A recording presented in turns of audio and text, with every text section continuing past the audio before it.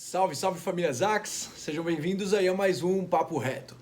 Ao longo dos últimos anos, eu venho estudando cada vez mais sobre a inteligência emocional como um todo, né? Sobre neurociência, estou fazendo cursos, estudando sobre comportamento. E é engraçado que quanto mais eu estudo, mais eu vejo que eu preciso estudar. É um ciclo sem fim, né? Mas também é um ciclo super prazeroso, enfim, com umas descobertas muito fodas. E a ideia do Papo Reto de hoje é trazer um desses aprendizados de uma maneira simples e descontraída para vocês. Fechou? Então bora lá. O tema de hoje é autoconhecimento, tá? Porra, é foda falar sobre autoconhecimento, né? Porque muita gente vê isso como um negócio intangível, né? Você não consegue pegar, é meio místico, né? Que porra é essa e tal? E é exatamente por isso que eu quis gravar sobre esse assunto, porque eu quero te ajudar a desmistificar essa parada de um jeito bem simples, tá? Então bora lá. Para começar, né? O autoconhecimento, ele não é só uma habilidade, né? Ele é o que a gente chama de meta-habilidade, tá? Ou seja, nada mais é do que uma habilidade que quando você desenvolve ela, essa habilidade desenvolvida ajuda muito a desenvolver várias outras, tá? Então vamos lá. O que é o autoconhecimento em si, né? A definição. É a habilidade que a gente tem de nos enxergar claramente, né? Então, quem a gente é, como que a gente está se sentindo, como que os outros nos veem, como que a gente se encaixa no mundo e por aí vai, tá? Então, é conseguir pensar sobre o seu próprio pensamento. E a gente usa uma metáfora nas aulas das AX, que é como se você estivesse enxergando por uma daquelas câmeras de segurança, né? O circuito de segurança, sabe? Que você consegue enxergar tudo que está acontecendo ali. E eu lembro que a primeira coisa que eu pensei quando eu comecei a estudar sobre autoconhecimento, quando eu comecei a ler sobre, foi tipo, porra, velho, por que eu vou querer pensar sobre o meu próprio pensamento, velho? Que merda é essa? E existe um ótimo motivo para isso, tá? E a real é que a grande maioria dos nossos pensamentos, das nossas ações, elas estão no piloto automático. Total. Total. A gente já falou disso em outros papos retos por aí, tá? Dá uma olhada no canal, mas enfim, pra galera nova, e tentando resumir isso da melhor maneira possível, o nosso cérebro ele está evolutivamente programado, isso já tem uns 200 mil anos, para economizar energia, tá? Em resumo é isso. E o fato de a gente estar há muito tempo nesse piloto automático não necessariamente tem que ser encarado como um negócio ruim, até porque a gente só chegou onde a gente chegou como sociedade por causa disso, né? E obviamente por causa de alguns outros fatores, enfim. Mas muitos fatores são decorrentes dessa necessidade do nosso cérebro de estar economizando energia. E eu vou te dar dois exemplos bem simples, tá? Para ficar bem claro. Primeiro, imagina que há 10 mil anos atrás, né? 10 mil anos atrás, você e seu amigo, imagina que vocês estavam andando e se trombaram com um bicho novo, com um dente enorme. Vocês não sabiam que porra era esse bicho, vocês deram mole, e aí acabou que o bicho comeu seu amigo e conseguiu fugir. E você conseguiu fugir, né? Enfim, o seu cérebro aprendeu com isso. E na hora que você encontrar um bicho desse de novo, você não vai nem pensar antes. Só de ouvir o barulho dele, você já sai correndo. Puta exemplo foda, né? Mas enfim. Agora vamos adaptar esse exemplo de economizar energia, né, para os dias atuais, numa outra situação que não é de perigo. Até porque, graças a Deus, a gente não vive trombando tigre, dente de sabre ou outros bichos que querem nos matar na rua, né? Então vamos lá. Imagina se todos os dias você tivesse que pensar, quando você fosse escovar o dente, se você ia colocar a pasta de dente, né, de baixo para cima ou de cima para baixo na escova. Se você fosse calcular a quantidade de pasta em cada escovada. Se você fosse pensar em começar por cima, por baixo, lado direito ou lado esquerdo da boca. Se você ia escovar vertical ou horizontal, sei lá, enfim. Se só com o exemplo de escovar o dente já fica uma loucura, imagina com o restante dos nossos dias, tá? Bom, então, dito isso, né, tá claro por que a gente tem essa programação para ficar no piloto automático, para economizar energia, certo? Isso tem um lado positivo. Pô, mas digo, qual que é o lado negativo então, velho? Qual que é o problema dessa parada? Por que a gente encara isso como negativo em alguns pontos? A real é que às vezes a gente vive tanto no piloto automático que a gente esquece que a gente está no piloto automático. E esse é um problema enorme. Enorme, tá? Porque é daí que surgem alguns outros problemas. Alguns não, vários outros problemas. Tá? Então vamos aos exemplos de novo, para ficar mais claro. Tá? Algumas situações simples aí que muitos já viveram ou até ainda vivem. Tá? Primeiro exemplo, você tá tanto saco cheio do seu trabalho que você não repara que toda sexta-feira você só quer ir pra balada, encher a cara, esquecer dos problemas, mesmo sabendo que na segunda-feira que vem começa tudo de novo. E você entra num ciclo sem fim disso. Esse é um exemplo. Outro exemplo, acho que esse é ainda melhor. Você não percebe que toda vez que você fica ansioso, ansiosa com alguma coisa, você dorme muito mal. Porque você fica no celular até a madrugada e isso acaba com a qualidade do seu sono. Tá? Então, essas são algumas atitudes simples, né? Que mostram um baixo nível de autoconhecimento. Ô, Rodrigo, por que você está falando que é um baixo nível? Porque uma pessoa que ela vem trabalhando o seu autoconhecimento, ela em algum momento ia perceber alguma coisa nesse sentido. Opa, talvez não seja coincidência que toda vez que eu fico ansioso com alguma coisa, eu durmo mal. Será que eu posso fazer alguma coisa para mudar isso? Enfim, deu pra sacar um pouco como é que funciona essa reflexão do autoconhecimento? Enfim, o nosso cérebro, ele, como eu já falei, né, ele tá programado para economizar energia, mas ele também tem uma programação, vamos colocar assim, para buscar o prazer e evitar a dor.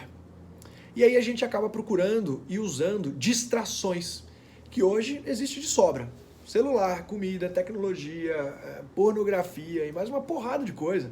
Tudo isso é distração. Tá? Então, no exemplo da ansiedade que a gente falou agora há pouco, isso fica bem claro. O nosso cérebro não quer pensar sobre ansiedade. Por quê? Porque é desconfortável. Quero evitar a dor. Lembra? É um incômodo. Tá, beleza. E aí, o que a gente faz? O cérebro vai procurar distrações, prazer. E aí ele entra, por exemplo, na distração do celular, fica lá rodando o feed até o talo, né, do Instagram, ou entrando naquela espiral de vídeos sem sentido no YouTube, por exemplo. Tá? Então, o caminho aqui é começar a estar consciente das distrações. O primeiro passo não é entender, não é julgar e não é tentar mudar, sei lá, nada do tipo, tá? É simplesmente estar consciente. E é entender para onde sua mente está indo, né? Em resumo, você vai entender, sei lá, o que sua mente gosta de fazer, ou para onde ela gosta de ir quando você se sente ansioso, quando você se sente uma pessoa estressada, ou qualquer emoção. Isso é o início do autoconhecimento. Não é julgar, nem fazer, nem nada, tá? Por exemplo, quando eu fico estressado com alguma coisa, eu já sei já, a minha mente ela fica pensando e repensando possíveis respostas para eu não sair prejudicado da situação. Isso em alguns momentos é ruim. Eu fico batendo o pé, meio frenético, tá? E eu também percebo que a minha pálpebra fica tremendo quando o estresse é mais forte. Quando eu tô, sei lá, ansioso, eu mordo a tampa da caneta, porque eu fico pensando, eu fico meio aéreo e eu tenho muita dificuldade de concentrar. E por aí vai, tá? Dá pra falar uma porrada de coisa. Você começa a entender os padrões. E eu não conheço nenhum exercício de autoconhecimento melhor do que uma boa terapia.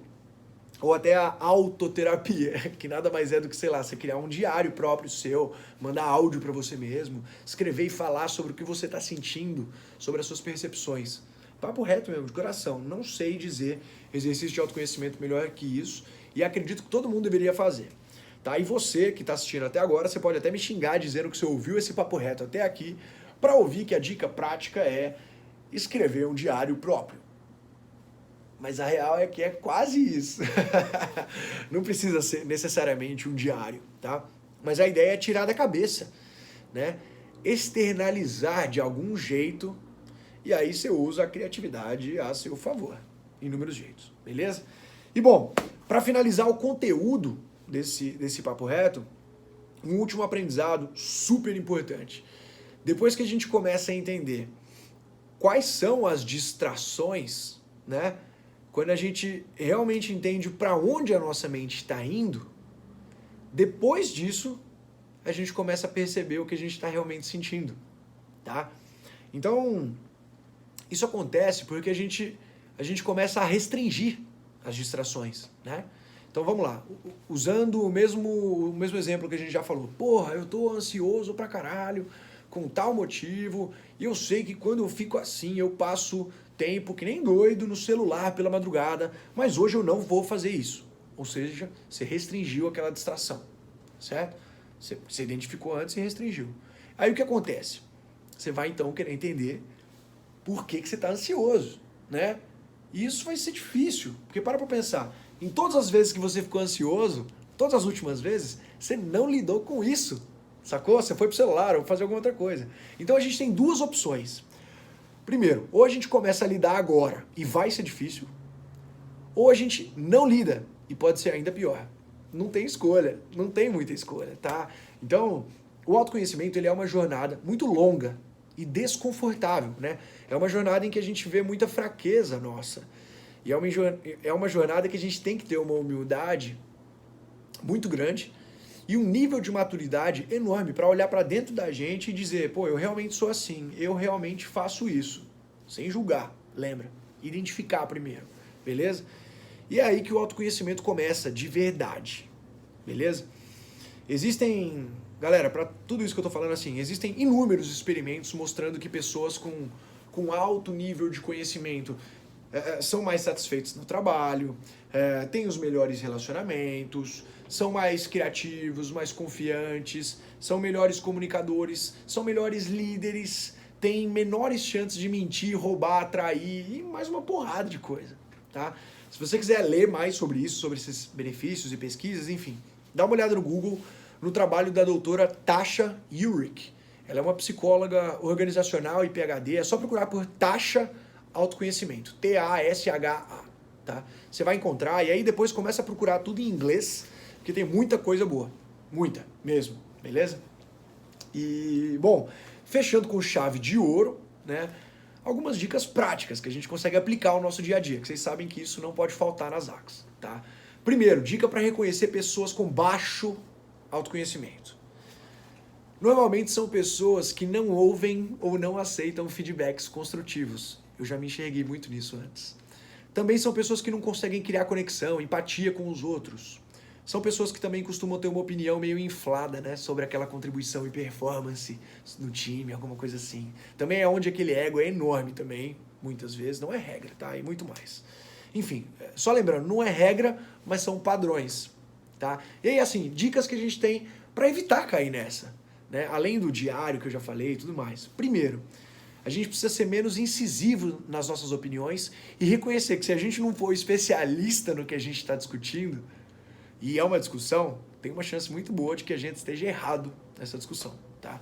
Então, se for o caso, tenta começar suas próximas discussões, principalmente essas mais incisivas, com uma frase, pode ser que eu esteja errado nisso, e faça perguntas. Isso já te deixa aberto a outros pontos, né? Não faz com que você seja muito quadradão. Segunda dica, leva você mesmo menos a sério. No sentido de que sua mente realmente não é um supercomputador que você acha que é. Ela até é super importante, mas papo reto. A maioria das nossas ações e pensamentos são reações de emoções e a gente não tem controle sobre muita coisa, tá? Terceira dica, começa a entender os seus padrões. Isso é o mais importante, a gente já falou disso hoje. Se pergunta assim, o que costuma acontecer quando você fica uma pessoa nervosa? O que costuma acontecer quando você fica ansioso? O que costuma acontecer quando você fica triste? Isso é super importante. Quarta dica. Entenda que se você começar a se perguntar por que você está sentindo algo, o seu cérebro vai chegar a uma conclusão e tem chance alta dele estar errado. Não se pergunte por quê. O motivo disso está num TED, daquela doutora Tasha Eurich, que eu falei, que eu comentei hoje também. Tá? Então, se eu não vou perguntar por que eu faço, em vez de se perguntar por que tal coisa aconteceu comigo, começa a se perguntar alguma coisa tipo, o que eu posso fazer para tentar mudar isso? Ou para ter uma resposta melhor na próxima vez, por exemplo. Tá? E aí, por último, se você quer entender como que eu faço um diário de um jeito bem simples, dá uma olhada no Instagram TV do meu perfil, @DigoPLemos, Digo P de Pato Lemos. Tem um vídeo bem curtinho explicando. Fechou? Então, galera, beijo grande a você que ouviu até aqui. Compartilha com alguém se você curtiu, porque isso nos ajuda demais. E tamo muito junto. Bora pra cima. É nóis.